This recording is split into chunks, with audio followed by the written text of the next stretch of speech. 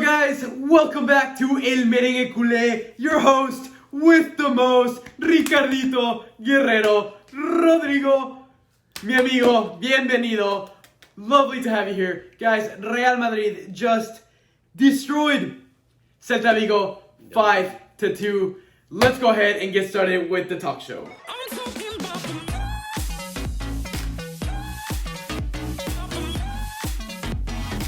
Alright guys, I hope you're having a fantastic day. Let's get straight into business. Real Madrid back in the Bernabeu, win in entertaining fashion. My goodness, what an appealing game they just provided to, honestly, all fans. Neutral, Real Madrid fans, I know they're having a blast, but definitely a few questions up there. So, first of all, I want to say a very Ancelotti-like game. Exactly what we expected out of him. Very attacking, but possibly a lot of questions left unanswered in the defensive error.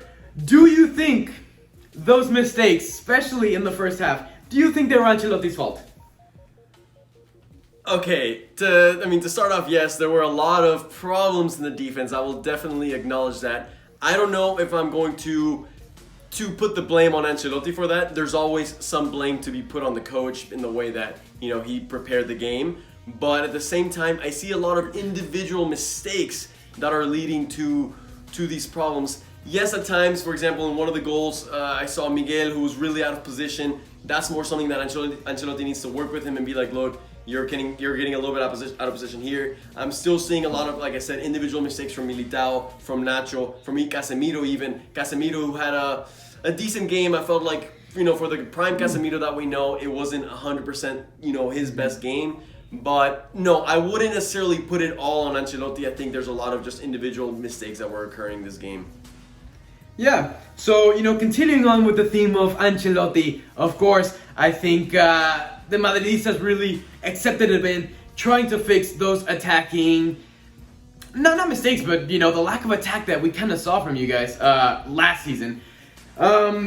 Interesting to see Ancelotti put 90% of the attacking responsibility on Vini, on that left-hand side. Everything was going, through that side. Do you think that serves Vini well? I mean, I think what Vinicius needs, and a lot of players need, is confidence. And the best way to build confidence is to keep giving him tries, keep giving him a go. Sure, there's times where he messes up, but there's times when he does it all right. And I feel like as we have seen Vinicius progress in his career, every season he seems to be getting more things correct than things incorrect. And so in this scenario, yes, the ball was definitely being forced to Vinicius Junior. We saw him link up with Hazard pretty well. We know he can link up with Benzema pretty well. Even with Miguel Gutierrez, he was linking up nicely. So just the more reps, the better he's going to get. And that's why I think they're trying to get everything through the left. They know on the right-hand side, Vinicius Junior doesn't work too well, so they made sure to put him on the left. And they know Hazard is able to play a little more on both sides. But we saw Hazard that was playing a little more in the middle. He would tuck in and leave that right wing up for Valverde to just take control. In the first half, it wasn't working too well, and it was a pretty easy escape route for Celta Vigo to go down Madrid's right-hand side, because they were overloading the left-hand side, and they took a notice of that. But kind of going back to your question, is it good for us to be kind of loading everything up on Vinicius Junior? It was this game, but I don't know if we want to have that be our only plan of attack, because in other games when it's a little tougher and they have Vinicius Junior more in lockdown, what do? Rodrigo, I could not agree with you more. Vinicius had a very good game, and for those of you guys that have been with us at El Merengue Culé number 1, you guys know I'm a Vini hater. I will get and take every opportunity to hate at him, but today I'm left quiet like a mouse. Another player, on the other hand, who didn't have a very good game, in my opinion, I have to put him on blast. Casemiro's head was not in this game. Whether it's his legs being tired, he just came back from international break. If you, Rodrigo, were managing this Real Madrid side, would you take Casemiro out? Or perhaps subbing Camavinga a little bit earlier on to kind of provide more support? The support that Modric maybe wasn't able to provide for him in the defensive aspects. Funny how literally in the last question I brought up Casemiro and I said exactly what you said, which is his head wasn't 100% in the game. I think one big thing that can be due to that, causing that, is the fact that he did play so many games in the international break, and he came back with just a day and a half of break, and now he's got to play once again. So it is a lot for him to kind of have to deal with. But at the same time, regarding your question, if I would have taken him out a little earlier or maybe brought in Camavinga earlier, I think taking him out isn't necessarily the right answer to the problems. I think if we would have taken out Casemiro, it would have actually caused even more problems in the team, because as much as Casemiro messes up every now and then, we've gotten so used to all of the things that he gets right that it just kind of, it's just a given at this point, right? And taking him out could have led to so many more defensive errors and just more counterattacks, because he is the glue that kind of holds the midfield to the defense. So I don't know if I would have done that. However, you brought up a really interesting choice, which was bringing Camavinga earlier. Yeah, sure. Right after, I think overall Ancelotti kind of brought him in at a pretty good time. If you go watch the live reaction video, I kind of say, okay, Ancelotti, this is the time that you need to be making some subs. And then shortly then, a couple minutes later, is when Camavinga finally gets his most weighted debuts. The midfield definitely needed a little more support because it was such a back and forth game. But at the same time, I think Ancelotti wanted the game to stay back and forth. He knew that if he brought in another midfielder earlier, then Celta could use that as a okay, Madrid is retreating a little bit. They want to have a little more control of the game. And this is our chance to kind of just sit back and defend a little more. And that's when Vinicius is no longer in his prime areas, when the game's back and forth. And the game can get really congested, and we know that's when Madrid lacks. On the other hand, Ancelotti, with his decisions, kept the game open the whole time, and that's why Madrid got so many counterattacks, and that's where Vinicius' third goal came in. The game was already tied, but Celta was still open to the game. Madrid was still open to the game. It was, and we know, and it is in those scenarios, whenever it's just like jab, jab, jab from both teams are jabbing each other, Madrid usually comes out winning from those. So I think Ancelotti played his cards right, waited for Madrid to go up 3-2, and then that's whenever he introduced the change of Camavinga, and then took control of the game a little more. Mi querido Rodrigo, you said taking out Casemiro was not the answer to the problems. What stuck with me with that is obviously Real Madrid without Ramos, without Varane. That possibly could have been, and most definitely was, a factor leading up to those early goals, because they did happen in the first half. It is still an adaptation period for Real Madrid. But continuing on the theme of circling back to something you touched on a few questions ago, Hazard physically looked a lot better than he did last season. More explosive, being able to actually help out Real Madrid defensively, winning those 50-50 balls, or I guess the second ball to a 50-50 ball, on the ball, looking a little bit more explosive, but yet didn't appear.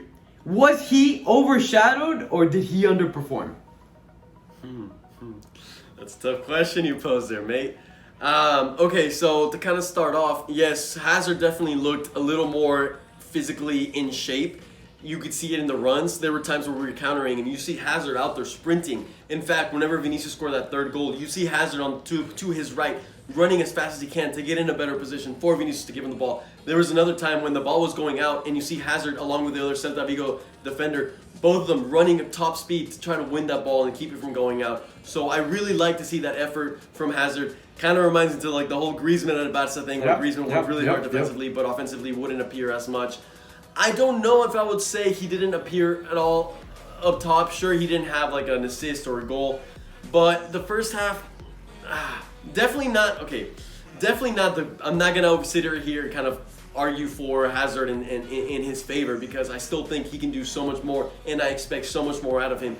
But I think it's a good step in the right direction. Overshadowed by Vinicius and Benzema, definitely. I mean, you can't say no to that. Vinicius would get the ball and Vinicius would make things happen. When Hazard got the ball, sure, he would make certain things happen, but not to the level like Vinicius was doing. So overshadowed by Vinicius, I'll have to agree to that one. And sticking with players that debatably appeared or not, I think we can both agree Miguel appeared all throughout the game. In the first minute, of course, there was that, bit of a mistake, but as the game progressed, he showed a special gift. And you know what? Not only this game, we've seen it time and time again. Your reaction video to the Castilla game. he has a talent to pick out players from crosses. Yeah. Do you think he has what it takes to challenge Mendy for that starting 11 position? You know, that's exactly what you're asking me is the question that I started asking myself during the game. I was like, wow, is Miguel gonna have what it takes to actually challenge Mendy?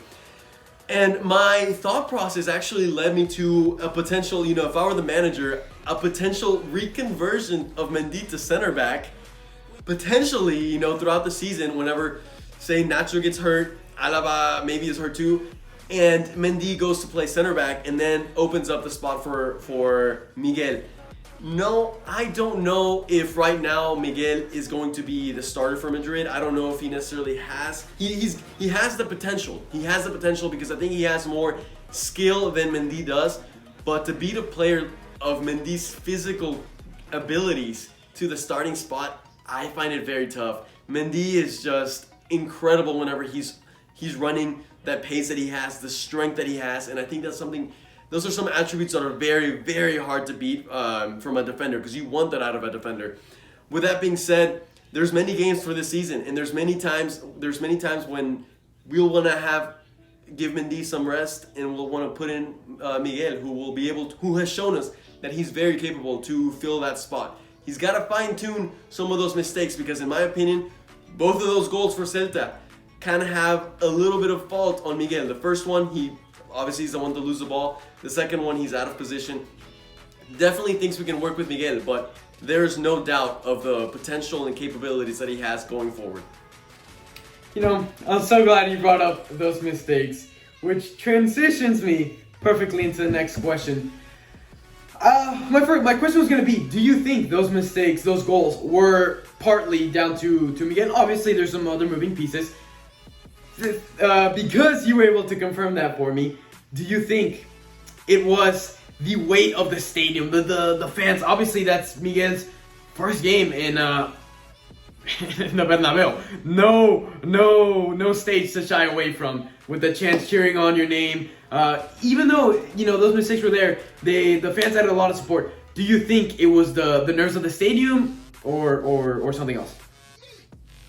I mean, sure, why not? It may definitely have played a role to see all those fans. Miguel is a player that has never played with fans like that. If you really think about it, you know, he surged into the team during the pandemic. So this is the first time, yeah, just like you were saying, that he plays with so many fans. And sure, why not? Put yourself in his shoes. That can be a pretty nerve-wracking situation, which can lead to mistakes here and there. And it did lead to certain mistakes. But at the same time, I thought it was really neat to see all of the fans of the Bernabeu clap for him and kind of say his name minute like 30, which is after, you know, both of those mistakes had already happened. So then them right there, the fans are showing their support for Miguel, their confidence in his skills, and saying like, it's okay, those mistakes happen, keep going. And we saw what happened. He grew in confidence and he didn't really have mistakes after that and delivered a beautiful assist to Benzema to tie the game up within the first few seconds of the second half. Many of those deliveries from Miguel left Madridistas with a sweet taste coming out, after the 90th whistle. However, you can't help but also notice a little bit of bitter taste in the back of your tongue. Madrid showed the ability to respond from being down 2 different times. What sticks with you most?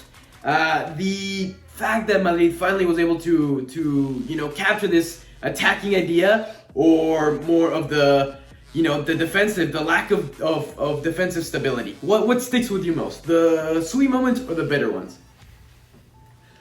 That's a fantastic question right there, and that is a very tough one to answer, because I think right now, myself, and I think I can speak for most of Madridistas, we're all in some sort of enchantment. We're so happy the fact that we see a Real Madrid team that just scored 5 goals for the first time in who knows how many games. I feel like this is something that we've talked a lot about, that Madrid just doesn't score 5 goals like they used to back with Ronaldo, with Bale.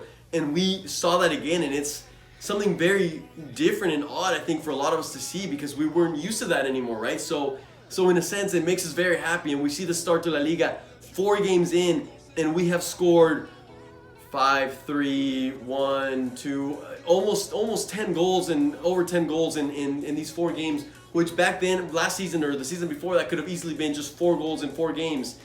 And so in a sense, that is super exciting to see a team that is scoring a lot more and looks more happy in offense. But at the same time, just like you said, you have that bitter taste in the back of your tongue of the defense, and it's definitely a defense that leaves me with a lot of questions going forward, especially when games get tough. Picture an Atletico Madrid team. One of the main reasons why Real Madrid was competitive last year was their ability to keep the team in the game for so long and then hope that Karim Benzema could score a goal. I don't know if this team has the resilience to kind of do the jab against a big team that will score against you, and then can you keep scoring against a big team? I don't know. Defense, it's very commonly said defense is what wins championships. And right now, this defense doesn't seem like it has what it takes to win a championship, especially when you have an Atletico Madrid team that is very, very, very good defensively. I'm happy right now. The short answer is offense, but the long-term response is that defense is a little worrying, and it's going to have to improve a lot.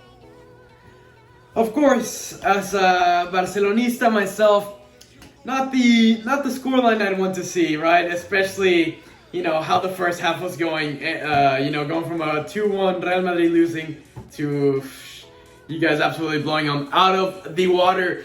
I can only imagine how you celebrated Camavinga's goal. A bit of relief, a signing that, I've got to say, it looks promising. So again, shameless plug. If you haven't already, guys, watched the live reaction. I haven't. I'm eager to watch it. Go ahead and do so. It should already be out by the time you're watching this video. Yep. But despite Camavinga's goal, rate his performance. Hold on, getting interrupted. Despite Camavinga's goal, rate his performance tonight. Rating his performance. Ooh, that was a loaded question. Of course, you can go see those live reactions in the actual video, the live reaction video. I was obviously pretty ecstatic. But rating his performance, I was trying to keep up with his tackle accuracy, dribble accuracy, and pass accuracy, which if you go watch, another shameless plug, the reaction video to his skills that I posted yesterday, the 2 main qualities that I highlighted from Camavinga was his tackling abilities and his dribbling abilities. He didn't show that much dribbling today's game, which I understand, right? You're not going to go out there on your debut and start dribbling around people and risk losing the ball and exposing your team to counterattacks and your fans being like, what the hell are you doing? So he played a little more conservative, which I completely understand. I think when we start to see more games from him, he'll start to unleash himself a little bit more. Passing accuracy wise, he connected the majority of them. There were a few mistakes that he had, and actually if you watch the live reaction, there is one time when I'm like, Camavinga, you cannot be messing up that one. So there were mistakes that I noted out of him. Tackles, he did swing for a few tackles and he did miss a few tackles. So I can't rate it as, an amazing performance from Camavinga. Yes, he did get that goal. It was a tap-in.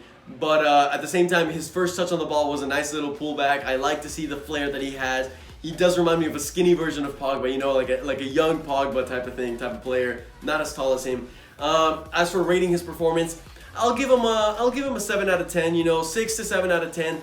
Only played around 25 minutes, so it's kind of hard to give him a full-on rating. It wasn't amazing, it wasn't bad, but he did get a goal, so I'll give him a 7 out of 10 for his debut. One player that we can agree had a very good game. Vini today, not only did he show leadership, but also composure. When he got that goal for Real Madrid to go up 3-2, great composure from him. Coming from a Vini hater, I cannot hate on his performance today. Obviously, his celebration gonna stick with Madridistas for a while. Is he winning over your heart? Once again, if you go watch those live reactions, you see my celebration. You see what I said. The moment I was seeing, I couldn't believe what I was seeing before my eyes. Vinicius with all the fans over him, screaming, going crazy. Everyone's so united. It was one of the most beautiful things that a Madridista can see, especially from a young player, a player that we've been supporting for so long, and we've seen all the struggle that he's been through, just struggling to finish, a lot of abuse from from Barca fans, a lot of he's gone through tough times at Madrid, and to finally start to see a little bit of light at the end of the tunnel. And I'm not saying he's the top player, he's world-class player now because of all his good start to the season, but we start to see something, right? As a coach, as a manager, someone that you're teaching a young player how to finish, what are you going to tell him? The moment you get into the box, you need to slow down. You need to let time slow down. You need to look up into the goal, and you need to see where you want to finish. You need to put a nice, cool finish to the bottom corner where the keepers can't reach, and that's exactly what he's doing. That's exactly what he's doing, what he needs to be doing. So it's a great feeling to see Vinicius really start to evolve in his career. His amazing attributes that have made him a differential player, which are his speed and his physical attributes, are still there. But now he's starting to combine that with better finishing, better decision making, which is what we want out of him. And I think it was a cherry on top to see him go out there and celebrate with the fans in the way he did, knowing that he could get a yellow card for breaking all COVID protocols. Rodriguito, we cannot conclude this video without elaborating on Benzema a little bit more. He, I think we can agree, put the cherry on the top of this cake, getting himself a hat-trick. Or, I honestly, I can't remember the last time he got a hat-trick. But he wasn't the only one with good performance. Who was your man of the match? Funny you ask, because actually that was my final question to the live reaction video. And in the live reaction video, I kind of reveal who it is, which it is Karim Benzema. It was a tough one because it was between Vinicius and Benzema. I think Vinicius had a lot to do in a lot of these goals. But without Benzema, we leave ourselves in a position of, would any other player have stepped up to tie this game once, not just once, but twice, and allow the team to keep fighting? And that's just kind of like the theme with Benzema, our savior. He's always a man that drags us out of the deep ends to bring us back into the game and allow the team to keep fighting. Sure, he scored a hat-trick, but it wasn't just that. It's what his goals meant when the team most needed him, right? He doesn't score whenever the team is already up. He scores when you most need him. And for that reason, Karim Benzema has to be my MVP. Beautiful, beautiful. And to wrap this video up, like a present, let's put the cherry on the top. Big picture, Real Madrid with the 3 points. All Madridistas are very happy. However, if you go and analyze the game with Atletico Madrid 10 minutes at a time, and of course, they get the goal in the 9th minute. Give me your thoughts. I think, give me your thoughts.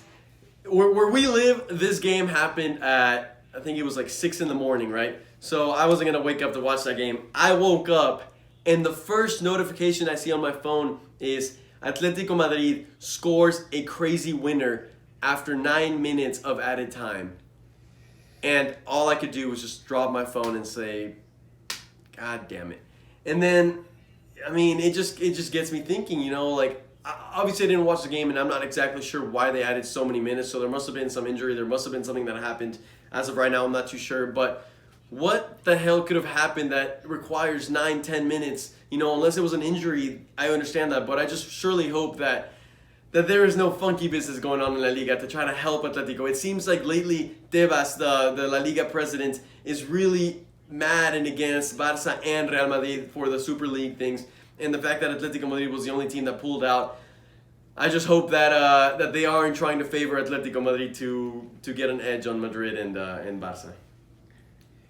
Thank you, Rodrigo. I think you gave us the big picture perspective. As always, it's always a pleasure to have you on the Ricardinho talk show. I think you analyzed and broke the game down perfectly. Guys, I don't want to take up any more of your time today. If you enjoyed the video, you know what to do. Hit a big thumbs up. If you want to see similar videos, hit the subscribe button. Shameless plug, I'm probably going to be uploading re-uploading the Barcelona 2, Bayern Munich 8. So stick around, put the notification bell on, show that video some love, the love that it deserves. And Rodrigo, I'll let you conclude. Guys, I'm not going to drag this any longer.